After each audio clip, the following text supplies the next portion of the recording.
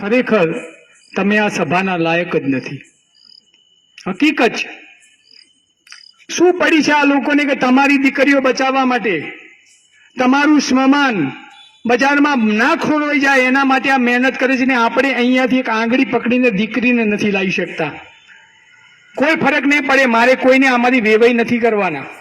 એ ના ફરક પડે તો મને કોઈ વાંધો નથી, પણ કડવો જ છું ને હકીકત છે. અને આનો જ લાભ આ વિધર્મીઓ ગણીએ કે અસામાજિક તત્વો ગણીએ કે લુખોએ ઉઠાવે છે. મારી નજર સામે દીકરીઓ અહીંયાથી એક્ટિવા લઈને જાય છે. કદાચ અહીંયા બેઠેલા લોકોને આટલી વાત સમજાય છે, અહીંથી થોડી દૂર પણ આ વાત જાય છે અને એમને સમજાય છે કે મારા દીકરીઓ માટે વાત કરવા આવે છે. મારે દીકરો નથી, મારે દીકરો છે, દીકરી નથી. પણ મેં આનું મથાળું આપ્યું છે કે દરેક દીકરી મારી દીકરી સમજી અને આ અભિયાનમાં જોડાયો છું. ઘરના તાળાની ચાવી લોક મારીને આવું છું. મારું ઘર છેલ્લે વગડામાં છે. છેલ્લે વાઈફનો ફોન આવજો કે 12 વાગે પહેલા આવજો, બીક લાગે છે. પણ હું એમ કહું છું કે મારો સમાજ જે દીકરી ભાગી જાય એના સમાજના ડર છે ને એ પહેલે મારે દૂર કરવા માટે મારે રાત્રે 1 વાગશે પણ વાગશે તો તું સૂઈ જજે. હું કોના માટે આવું છું? આ બધા કોના માટે આવે છે? શું તમારી નૈતિક જવાબદારી નથી? આ સોસાયટીના એક સમાજના આગેવાન તરીકે તમારી જવાબદારી નથી કે દરેકને કમ્પલસરી કરીએ? ગણપતિ મહોત્સવ ઉજવો છો, અહીંયા ઉજવો છો ને, નાસ્તા કરશો બંધ કરી દો. જો ખરેખર તમારી સમાજને સુધારવા હોય ને તો બંધ કરી દો. આ તમને એવું છે કે 1 કરોડના 1.5 કરોડના બંગલામાં બેસીએ છીએ, આપણને શું ફરક પડે છે? એ લોકો એવા લોકો શોધે છે કે જે 1.5, 2 કરોડ 5 કરોડના બંગલામાં રહે છે. બાકી બતાવો કે દેલા વસાહતમાં રહેતા અને ઝૂંપડપટ્ટીમાં કામ કરતી દીકરીના કોઈ ભાગી ગયા હોય કે પ્રેમ લગ્ન થયા હોય તો એમના ટાર્ગેટ પણ તમારી જેવી સોસાયટીઓ જ છે. અને એટલા માટે સભા કરીએ છીએ. દુઃખ થાય છે કે સાલું આટલો પરિવાર છોડી, ધંધો છોડી અને આ લોકો મહેનત કરે છે ને આ એક ટ્રસ્ટી નથી લેતા અહીંયા લાવવાની. તમને ના કહી દઉં, કદાચ સમય વધે ને તો એકવાર જજો. મહેસાણામાં 34-35 આ ગેસ્ટ હાઉસ ચાલે છે. એના અહીંયા ગેસ્ટ હાઉસનું બોર્ડ હોય ને ત્યાં 1 કિલોમીટર દૂર ઉભા રહેજો. તમારી દીકરીઓના એક્ટિવાની ડેકીમાં 1 ઝૂંકડી કપડા એક્સ્ટ્રા હોય છે. ના હોય તો કહી દઉં તમને, હું સાક્ષી છું. ઘરેથી કયા કપડા પહેરીને જાય છે, બજારમાં કયા બેનપણીના ઘરે કપડા બદલે છે, આખો દિવસ ફરે છે, ફરીથી બેનપણીના ઘરે જાય છે અને તમે આપેલા કપડા પહેરીને ઘરે આવે છે. આ હકીકત છે આ સમાજની. આ યાદ રાખજો. તમારા સોનાના ઘરેણાઓ એ તમારી તિજોરીમાં પડ્યા છે, તમારા લોકરમાં પડ્યા છે. વિનંતી કરું છું, ગમે તેવી દીકરી હોય એની એલસી, એનું આધાર કાર્ડ અને એનો જન્મનો દાખલો, આ 3 વસ્તુ લોકરમાં મૂકો. બાકી દાગીના સોફા ઉપર મૂકી દો. આ ભાઈઓની તાકાત છે, ફરીથી કમાઈ લેશે. પણ એ દીકરી ભાગી જશે ને તો સમાજની આ 5 કરોડનો બંગલો છે ને એ ઝૂંપડી દેખાશે. અને આવા કેસો જોયેલા છે, કેસો લીધેલા છે. આ બધા જેલમાં ગયા છે, કોના માટે ગયા છે? મારા ઉપર કેસ ચાલે છે, કોના માટે ચાલે છે? મારા માટે. એકય કેસ મારા પરિવાર માટે નથી. સમાજની દીકરી, સમાજને કે અન્યાય થયો હોય ને એના માટે છે. જે પણ અહીંયા આયોજન કરે છે ને, ગણપતિ નવરાત્રીનું આયોજન, 1 દિવસ એનું સેશન રાખો.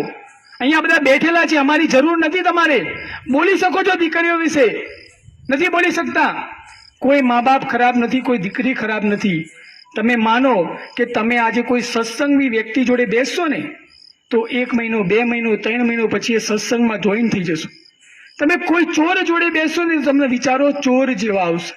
તમે એક રાજકારણ જોડે બેસશો ને તો તમારા વિચારો રાજકારણ થઈ જશે કે હું પણ નગરપાલિકામાં ચૂંટણી લડું. અને તમારી દીકરી કોની જોડે બેસે છે? આમાંથી કેટલા મા બાપ એમ માને છે કે મારી દીકરીના મોબાઈલનો પાસવર્ડ મને ખબર છે? હાથ અધર કરો. જઈને ઘરે જઈને મોબાઈલ પેલા તોડી નાખો, કાં તો પાસવર્ડ લો. અને આવી તાકાત ના હોય ને તો દીકરી જન્મવા માટે તમે લાયક નથી. અમારા શબ્દો કડક છે પણ કડવા છે તો સાચા છે. તમારી દીકરીનો પાસવર્ડ મોબાઈલનો કેમ ખબર ના હોય? મારો દીકરો છે 11 વર્ષનો, જોઈ લો મારા મોબાઈલમાં. એની યુટ્યુબની લિંક અને મારા યુટ્યુબની લિંક સેમ છે. એ યુટ્યુબમાં નાનો કાર્ટૂનનો વિડીયો જોયે ને તો પણ મને બતાવે કે એને શું જોયું છે. દીકરો છે તો પણ હું ચિંતા કરું છું. કારણ કે જોતો તો નથી ને કે ડ્રગ્સ શું છે, દારૂ શું છે, દારૂની પાર્ટીઓ શું છે, એ તો નથી જોતો ને. યુટ્યુબમાં સેમ છે મારી ને વાઈફમાં. તમારી દીકરીના પાસવર્ડ તમને ખબર નથી. ના પાડી દો, મોબાઈલ નહીં મળે. અહીંયા જેટલા બેઠા છે એમના 5 મોબાઈલ છે, એના કરતાં દીકરીનો મોબાઈલ મોંઘો હશે. આટલી તો ચિંતા તમે દીકરીની કરો છો. ના કરો, ભલે દીકરીને જે માનવું હોય માને. તમે નાના હતા ને ત્યારે દવા પીતા હતા. શું કરતા હતા? ના પીવો એટલે નાક બંધ કરીને દવા પીવડાવતા હતા. એની માને ખબર હતી કે આ જો દવા નહીં પીવડાવું તો આ બીમાર પડશે, મરી જશે, એટલે એને દવા પીવડાવવી પડે. તો આપણી દીકરીને સમજ નથી. એ વખતે નાની હતી ત્યારે પીવડાવતા હતા ને. પણ અત્યારે ભલે ગમે તેવી મોટી થઈ ગઈ હોય, 80 વર્ષના ડોસી થઈ જાય ને તો પણ એના મા માટે દીકરી જ હોય. અને આપણી દીકરી અત્યારે વાયરામાં જે ખબર નથી પડતી મારી જવાબદારી શું, તો પણ તમને તો ખબર છે ને મારી જવાબદારી શું. એને દવા તમારે પીવડાવવી પડશે, સમાજને જે કહેવું હોય કે. બાકી આ જ રીતે અમે સભાઓ કરીશું અને આ જ રીતે લોકો સાથ અને સહકાર આપશે ને તો એકવાર આ લોકોનું પણ મોરલ તૂટી જશે. સાચી વાત કે ખોટી વાત? અને આ બધા ગાંડા છે. આમાંથી કેટલા લોકો માને કે મને ભગવાને બધું આપ્યું છે, બધું, જમીન, દીકરી, છોકરો સારો, સંસ્કારી, વહુ, એના છોકરા, કેટલા બધાને ક્યાંક ને ક્યાંક નથી આપ્યું ને. હા, પણ હું એક વાત કહું, જે મને નહીં આપી એવું કોઈને ના આપ્યું એવું કહેજો. બુદ્ધિ કોને ઓછી આપી છે આટલામાંથી? બધાને આપી છે. કોઈ ગાંડું છે આમાં? આ બધા બેઠા, આ બુદ્ધિ વગરના બધા બેઠા છે, ગાંડા બેઠા છે. એટલા માટે તો તમારી દીકરીઓ બચાવવા આવે છે બધી. બાકી ડાયા લોકો તો બંગલામાં એસીમાં જઈને ટીવી જોવે છે. આ બધાને ભગવાને બુદ્ધિ ઓછી આપી છે અને ગાંડા છે ને એટલે સમાજ માટે દોડે છે. બાકી ડાયા લોકો દોડતા નથી. તમને પણ મેસેજ વાંચ્યા પછી ક્યાંક ચિંતા થઈને એટલે તમે આવ્યા છો, એટલે તમે ગાંડા જ છો. બાકી ડાયા લોકો આવતા નથી. તો દરેક બહેનોની વિનંતી છે, આપણે પણ એક ગ્રુપ બનાવીએ.